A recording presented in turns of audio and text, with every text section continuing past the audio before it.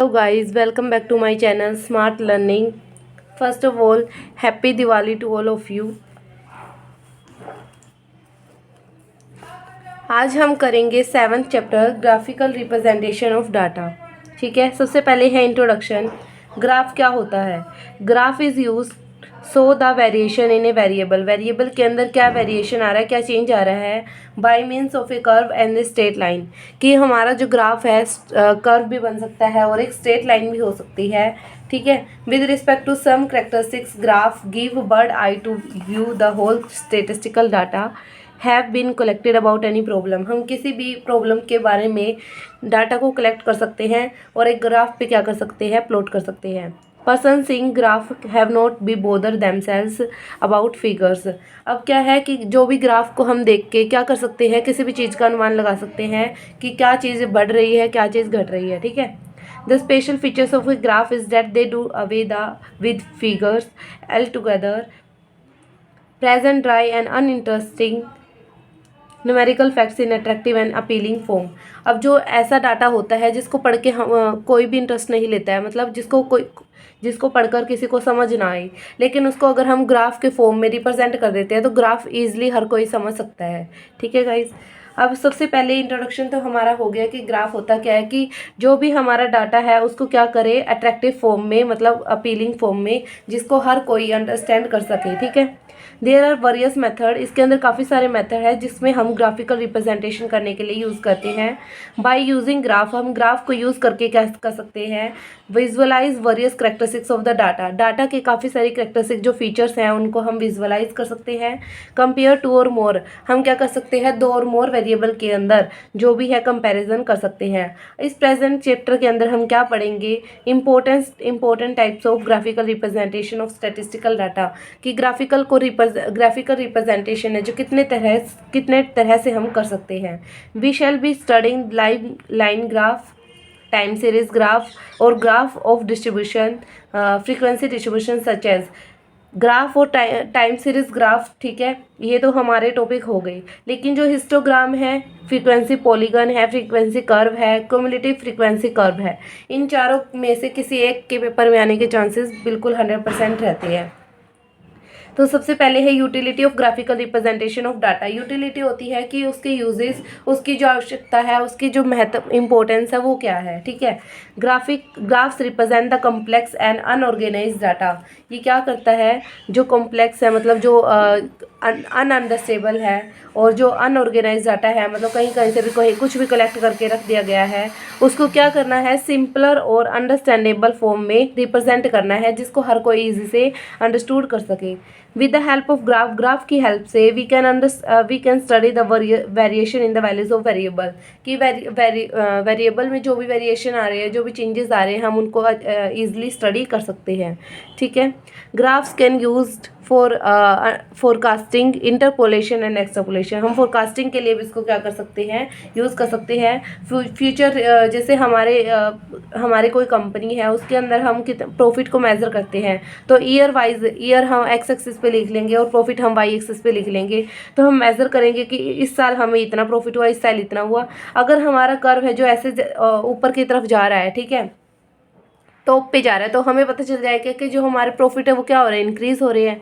अगर टॉप से नीचे की तरफ आ रहा है, बिलो आ रहा है, तो हमें क्या पता चल जाएगा कि हमारा जो प्रॉफिट है जो कम होता जा रहा है। ठीक है, तो हमें क्या करना चाहिए, उससे रिलेटेड, उससे कंसर्न हम क्या कर सकते हैं, जो भी हमारे प्रिवेंशन है वो ले सकते हैं हम। ठीक है, तो the values of median, mode and quartiles etcetera can be ascertain with the help of graphs. हम क्या कर सकते हैं, इन ग्राफ की हेल्प से मीडियन, मोड और क्वार्टाइल्स हम इजिली निकाल सकते हैं। Less time is required to plot points. इसके अंदर क्या कर सकते हैं, मतलब जो पॉइंट को प्लॉट करने में कम टाइम लगता है। कनेक्ट दैम, उनको मैच कर सकते हैं हम with lines, then to draw diagram. उससे हम क्या बन जाता है, हमारा डायग्राम बन जाता है, ग्राफ बन जाता है। फिर डिसएडवांटेज और लिमिटेशन, उसके बाद यूटिलिटीज़ हो गई हमारी। ठीक है, कि ग्राफ की यूटिलिटीज़ क्या है, उसके बाद है कि disadvantage and limitation of graph representation क्या है। ठीक है, तो फर्स्ट लिमिट हमारी क्या है, the graph are based on brief information. कि जो इन्फॉर्मेशन है बिल्कुल ब्रीफ होती है, बिल्कुल मतलब डाटा ही दिया होता है हमें, उसके बेस पे हमें कुछ भी इन्फॉर्मेशन या फिर कुछ भी डिसीजन हमने लेना होता है। So they do not show precise value. तो ये ज़्यादा इंपॉर्टेंट वैल्यूज़ हमें प्रोवाइड नहीं करते हैं, मतलब सिर्फ डाटा के बेसिस पे हम ज़्यादा अप्रोप्रिएट डिसीजन है जो हम नहीं ले सकते। ग्राफ में sometimes suggest wrong conclusion. अब आगे नहीं वो बात की ये हमें क्या करता है कि रॉन्ग कंक्लूजन हमें प्रोवाइड कर देता है। In fact even a small change in the scale, थोड़ा सा भी अगर स्केल में चेंज आ गया, जैसे 0 से 10 ले रखा, अगर 0 से 15 ले लेते हैं, of the graph causes a lot of difference in the structure of the graph. तो जो ग्राफ का स्ट्रक्चर है उसमें क्या आ जाता है, बहुत डिफरेंस आ जाता है। Hence it may lead to wrong conclusion, इसलिए हमें क्या होता है जो कंक्लूजन है हमारा रॉन्ग मिलता है। थर्ड है graph show only miserable tendency of data. ये क्या है, सिर्फ हम मेजरेबल डाटा ही ले सकते हैं इसमें, मतलब एक्चुअल वैल्यूज़ है जो हमें प्रोवाइड नहीं होती।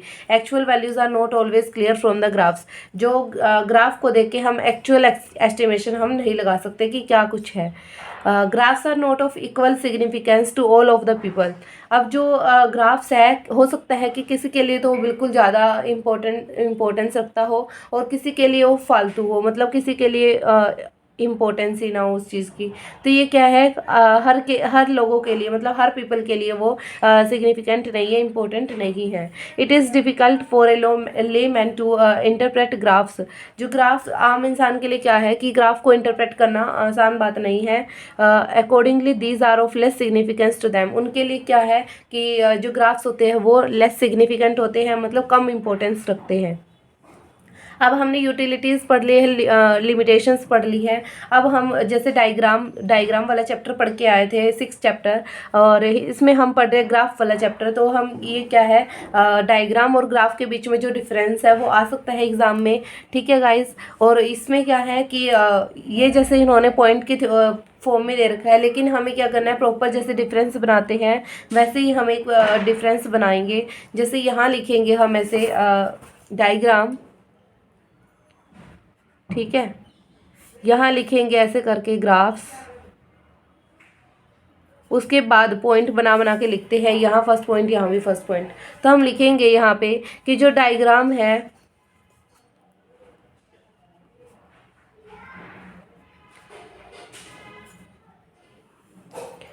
कंस्ट्रक्टेड ऑन ए, या फिर it constructed on A plain paper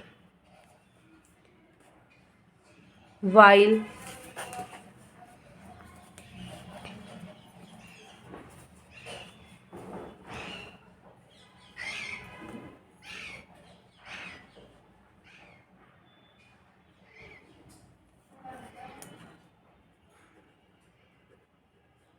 graph is constructed on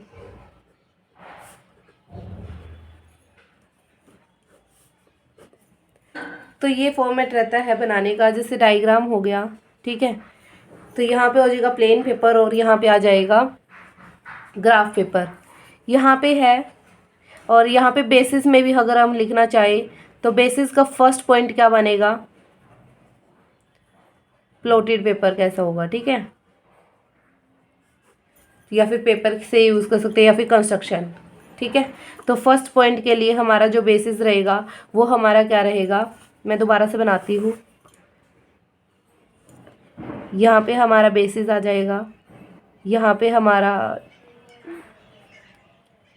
graph, यहाँ पे आ जाएगा हमारा डायग्राम, ठीक है। फर्स्ट पॉइंट में बेसिस में आ जाएगा कंस्ट्रक्शन, कंस्ट्रक्शन आ गया। फिर हम लिखेंगे it is constructed on graph paper, it is constructed on a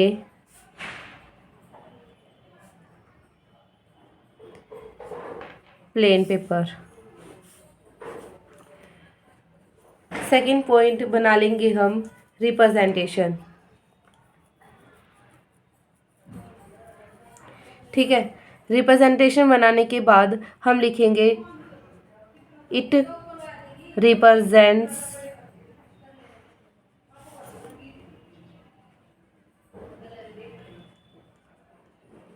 mathematical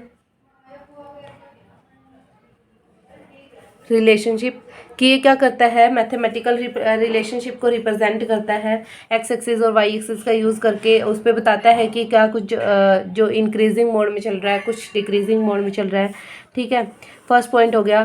second है इट डज़ नॉट रिप्रेजेंट, लेकिन जो हमारा डायग्राम है वो रिप्रेजेंट नहीं करता मैथमेटिकल रिलेशनशिप को। It does not represent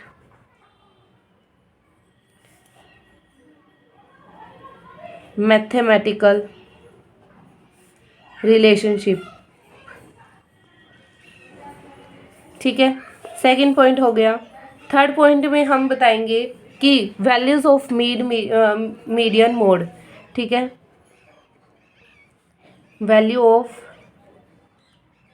median mode, जो ग्राफ है, या फिर यूजेस लिख सकते हैं। ठीक है, यूजेस लिख सकते हैं थर्ड पॉइंट में हम। तो यहाँ पे क्या लिख सकते हैं हम, graphs are use to obtain the value of median and mode etc, and these are in this value of median and mode are not possible to measure। उसके बाद लिख सकते हैं हम एट्रैक्टिव।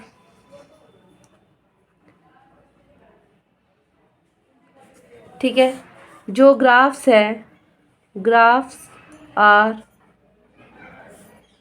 नॉट मोर, ग्राफ इतने attractive नहीं लगते जितने कि डायग्राम जो है वो अट्रैक्टिव लगते हैं।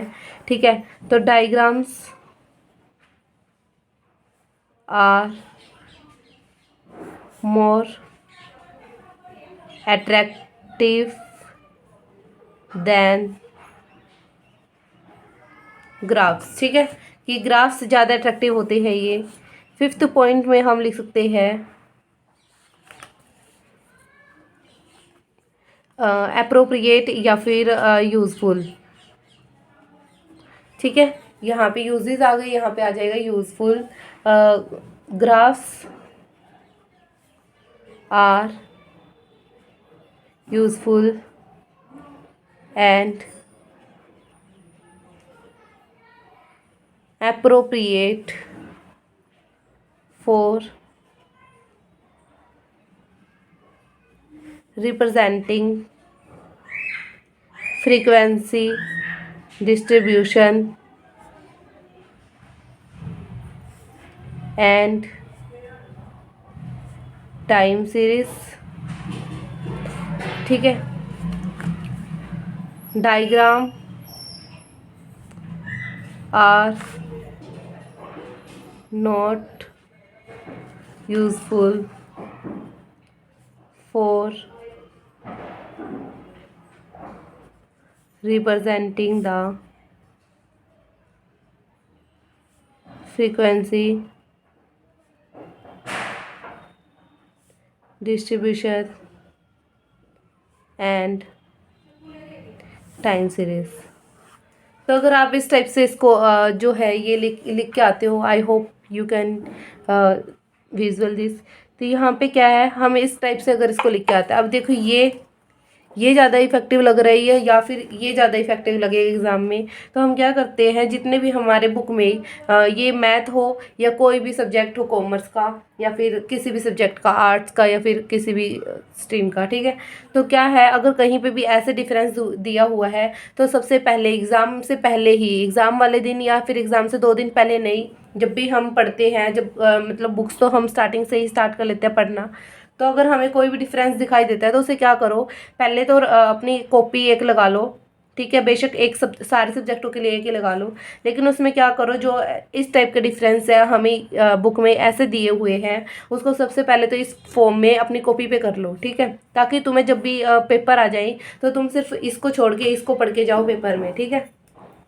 तो तुम्हें ध्यान रहेगा कि ऐसे लिख के आना है, और तुम हर एक डिफरेंस को इस टाइप से लिख सकते हो। इसके मार्क्स भी तुम्हें अच्छे से मिलेंगे, इसके कम मिलते हैं, ठीक है, और ये ज़्यादा अट्रैक्टिव भी नहीं लगता। जिस टाइप से इसमें ग्राफ और डायग्राम में है ना, कि जो हमारे डायग्राम है वो ज़्यादा अट्रैक्टिव होते हैं ग्राफ के बजाय, तो ऐसे ही ये हमारा ज़्यादा अट्रैक्टिव लगता है लिखने में एग्ज़ाम में। और ये तो ऐसे लगता है कि बस वैसे थ्योरी लिखी हुई है बच्चों ने। अब डिफरेंस हो चुका है। कंस्ट्रक्शन ऑफ ग्राफ, अब कंस्ट्रक्ट कैसे करते हैं। सबसे पहले graph are prepared on the graph paper. सबसे पहले हम क्या लेना होगा, ग्राफ पेपर आता है जिसमें हमें लाइनिंग दी होती है एक इंटरवल की, मतलब एक स्केल का, ठीक है। Before drawing a graph on paper, graph paper. अब ग्राफ पेपर पे ग्राफ ड्राइंग करने से पहले हमें कुछ बातों को ध्यान में रखना चाहिए, जैसे कि nature and size of the data, कि डाटा का नेचर कैसा है और उसका साइज कैसा है। Keeping in mind the size and nature of data, a suitable paper on the graph paper is fixed as a point of origin. अब हमने देख लिया कि हमारा जो ग्राफ है वो इतने में बन जाएगा, तो उसके अकॉर्डिंग हम क्या बना लेते हैं, डॉट लगा लेते हैं, जिसकी वजह से हम फिर क्या करते हैं, अब जैसे हमें पता चल गया कि हमारा इतने में आ जाएगा, ठीक है, हमें पता चल गया, नेचर और साइज पता चल गया, तो हम क्या करेंगे, यहाँ से अपने एक्स एक्सिस को स्टार्ट कर देंगे ऐसे, ठीक है। अब क्या करना है हमने, इसको हम क्या बोलते हैं, पॉइंट ऑफ ओरिजिन। इसको क्या बोलते हैं हम, पॉइंट ऑफ ओरिजिन, ठीक है। उसके बाद है हॉरिजॉन्टल एंड वर्टिकल लाइंस। अब इसको क्या बोलते हैं, एक्स एक्सिस को हॉरिजॉन्टल लाइन, हॉरिजॉन्टल लाइन। और जो यहाँ से जाएगी, जो ये गई है, इसको क्या बोलेंगे हम, वर्टिकल लाइंस। हॉरिजॉन्टल को कैसे याद रख सकते हैं, एच में जो हमारी ये लाइन आती है उससे हम याद कर सकते हैं हॉरिजॉन्टल लाइन, और वर्टिकल का तो फिर याद हो ही जाएगा, ठीक है। तो हॉरिजॉन्टल लाइन, वर्टिकल लाइन, वैसे इसको क्या बोलते हैं, एक्स एक्सिस। ये एक्स डैश हो जाएगा, ये वाई डैश, ठीक है। Horizontal and vertical line intersecting through this point are shown as bold lines. अब जो ये है, ये क्या करते हैं, इंटरसेक्ट कर रहे हैं, वो पॉइंट पे इंटरसेक्ट करते हैं ओरिजिन पे, ठीक है। उसको हम क्या बोलते हैं, जो ये लाइंस लगी हुई है उनको हम बोलते हैं एक्सिस।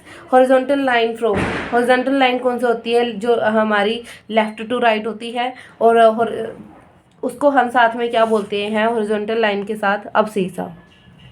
जहाँ भी हमें अब सीसा वर्ड दिख जाए उससे हमें पता चल जाना चाहिए कि हमें एक्स की वैल्यू गिवन है, ठीक है, और एक्स एक्सिस या फिर एक्स, अब सीसा मतलब एक्स की वैल्यू निकालनी है। The line going upward to downward is known as the, अब जो ये लाइन गई है उसको वर्टिकल एक्सिस बोलते हैं, और साथ में वाई को क्या बोलते हैं हम, ऑर्डिनेट।